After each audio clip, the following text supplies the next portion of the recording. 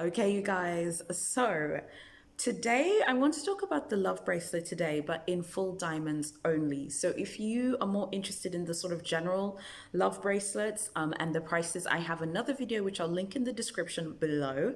The reason why I want to focus on the full diamond one is because I feel like those selection of love bracelets, they're very popular like on Instagram and Pinterest, but they don't really get a lot of like attention in terms of discussions. Like people don't really seem like they talk about them that much. I mean, obviously they are horrendously expensive, so I think that probably plays a role. If you're interested in the diamond ones, I want to talk about them just a little bit based on the research that I've done. I've done so much research on these bracelets, so I hope okay, you guys. So today, I want to talk about the love bracelet today, but in full diamonds only. So if you are more interested in the sort of general love bracelets and the prices, I have another video which I'll link in the description below.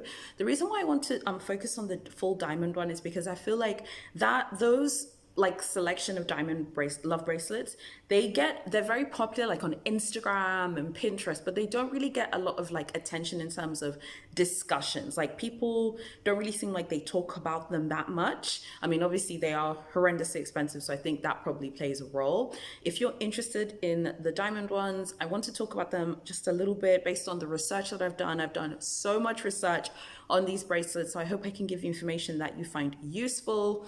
For me personally, if we're doing a comparison between the thin one and the large one, I'm just like partial to the larger one. I feel like the larger one is so iced out. It's so thug life. I think it's so, I don't give a who, and I love that about it. The thinner one is a little bit more pared back. It's a little bit less like in your face, and I think a lot of people like that about it. It probably seems maybe a bit more elegant. I don't know if I'd call it elegant so much more as like more muted compared to the larger one, which is paved with stacks of diamonds. So if you want the full specs, you can go on the website. I just wanted to show you or discuss just in a bit more detail, but my internet connection is like horrifically slow. But I wanted to talk about the large one, the one that's larger and that's like fully iced out. I'm partial to it in yellow gold and the rose gold. I like it in silver. I think it's like really, really thugged out as well in silver. I'm not a massive fan of silver, which is interesting because my engagement ring and my wedding band is in silver, but I don't like silver or platinum or like white gold in general. Like I'm not a fan, but I only like it in wedding bands. So when it comes to the love bracelets themselves, I feel like the ones that are like fully iced out with diamonds, those are the ones that to me stand out the most. There are some love bracelets that have like a few diamonds dotted around them. Those ones also seem nice, but for some reason, I don't like how some of them just kind of like hide the screws. I feel like the whole point is that you see the screws. I'd rather it just be completely iced out in diamonds or no diamonds at all. I mean, what do you guys think? What do you guys prefer? Which ones do you guys like? I mean, I think that they obviously all look really good. I mean, here, okay, they call it pink gold, I beg your pardon. There's also the pink gold one that also looks really nice. I feel like a lot of this just depends on your personal style. I know some people think the love bracelet's played out and boring and oh, everyone has one. I don't care. I love it. I'm always gonna love it. I don't care if it's in style or if it's not in style. So that's why you've noticed on this channel, I'm constantly talking about Cartier and the love bracelet itself. So I'm just a fan of the one that is just like megawatt, tons of diamonds. I prefer it in, yeah, here it is. It comes in like yellow gold. It comes in white gold. It also comes in white gold with ceramic diamonds. It comes with pink gold and sapphires. Oh, that's new. I think with garnet. Not a fan of that one, can't lie. And it also comes in all these other ones that are quite hideous. I did not know that they made a love bracelet that looks like just like a little band. Do you guys see this here? Can you see it? There, you can see it. That's weird. I don't like that. So I think in general for me, when it comes to the one that is completely iced out, I feel like you should just go for it if that's your personal style. I know there's so many rules when it comes to these things, like, oh, you can only wear it in the evening. You can only wear it like if you're going to a gala or something, whatever. Yeah, it is really out there, but I think a lot of this like depends on your personality. I mean, they are horrendously expensive. I don't even want to say how much they cost, because just saying the amount out loud does make me feel physically sick. I don't know about anyone else, but I feel like the ones that have diamonds in it, you need to make a decision on what works for you. I personally think that the one that is large, that has the full diamond set around it, whether it's white gold, pink gold, yellow gold, I think depending on your personality, you could wear that any way you want. Obviously, it depends what kind of job you have as well. You might not be able to wear like a full diamond bracelet every single day, but it looks fabulous, obviously, for nighttime, going out. But I think also during the day, going out for brunch or going out for lunch with your friends, and you want something to sparkle in the sunlight, that one seems like it really just stands out to me. I think the diamond love bracelets are special. I think they're unique. I think that they are the megawatt kind of symbolism of what maximalist style is. When I think of maximalist style, I think of the diamond Cartier Love Bracelet. It's not for everyone. That's okay. The thin one is really nice. I think from a pure financial point of view, if you're thinking about like the finances of it all, there's no point in getting two thin ones. You might as well just go for broke and get the larger one, because you're probably spending more money and getting less diamonds. Whereas if you get the larger one, yeah, it's large, yes, it's big, you know, it's really out there, like in your face. But I think the great thing is like you probably aren't spending as much money. In terms of the bracelet stack itself, I like the idea of like one large Cartier Love Bracelet in full diamonds with a watch of your choice. That could be any watch. It could be a Swatch, it could be a Rolex, it could be an AP, it could be a Cartier watch itself, and the Cartier watches are really, really nice. So I like the idea of like just one there, of the large one, and then a watch of your choice, and then maybe like another bracelet of your choice. I think that could look really, really nice. At the same time, if it's the thin Cartier Love Bracelet, I love the idea of a watch of your choice, a thin Cartier Love Bracelet of your choice, and then another thin bracelet of your choice that isn't from Cartier.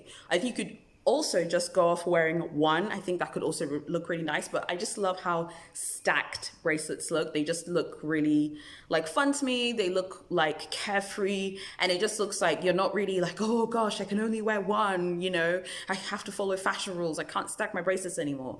I really, really like that. So I'm so curious to know what you guys think of the full diamond love bracelet. Do you think it's too much? Do you think it's like too in your face? Do you think it's just over the top, or do you enjoy it? Do you like it? I need to know what you guys think, okay? So make sure that you subscribe to my channel and drop me a comment, or you can always reach out to me via DM or on Instagram. Now, guys, anytime we talk about the diamond industry, the luxury industry, some people do really get upset and say that people should stop wearing real diamond jewelry, and diamonds themselves shouldn't be mined because of the whole issue of like conflict diamonds, and how do you ensure that diamonds are conflict free. I think at some point as consumers, you can go out there and educate yourself. You can go out there and see like which companies really do look for conflict-free diamonds. I know Cartier and Tiffany are focused on conflict-free diamonds, obviously De Beers as well. But there does come a point where you have to make that decision. As someone who's from an African country that has been blessed with diamonds, gold, tanzanite, and magnificent wildlife animals I just saw on safari, my view on this stuff is very different to how other people view it. Some people might say, don't buy real diamond jewelry from Cartier or from VCA or from Bulgari or like an Audemars watch with diamonds because you don't know if it's conflict free. Well, if the diamonds are conflict free and you're buying it from a reputable company, like those companies, you are helping the indigenous populations of these places basically. You're helping the indigenous communities where these mines are, if things are done properly, and if companies like Tiffany and Cartier are using suppliers who are doing things to code. So I think that there's a bit of hypocrisy to be like, okay guys, like I'm not going to support the diamond industry because I don't want anything to do with the conflict stuff. I think that's great, but what about the indigenous communities that actually benefit from conflict-free diamonds and who are helping to mine conflict-free diamonds? I think it's a much better thing to actually support the communities that are there and just do your research, and don't be too judgmental about luxury brands, because a lot of them are doing really excellent work when it comes to making sure that diamonds and the jewels that they're using are conflict free. So that's my view on the whole issue of diamonds. I'm personally just not a fan of lab-grown diamonds. I know there's that other alternative called moissanite. I am just not a fan of it. I'm not against it for other people. I'm a bit of a hypocrite here because this is costume jewelry with cubic zirconia. But when I'm talking actually about like lab grown diamonds and people saying they're diamonds. Can we just agree? Lab grown diamonds are not diamonds, okay?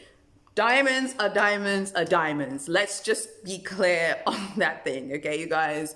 Please do not hate me. Don't dislike this video. But a fact is a fact is a fact. A lab grown diamond is not a diamond. It's not. It has to come from the earth to be one.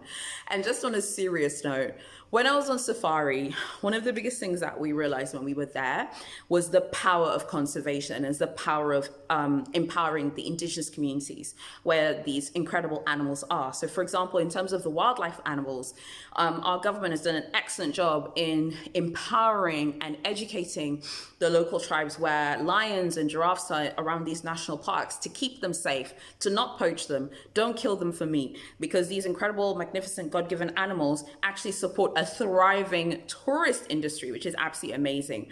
So I think that if you're someone who loves luxury, you love diamonds, but you're feeling a bit nervous about the whole conflict issues, do your research and don't be too quick to run off to the whole lab grown world, because at the end of the day, by buying real diamonds from a reputable company like Tiffany or like Cartier or Harry Winston, you're actually supporting indigenous communities for the most part.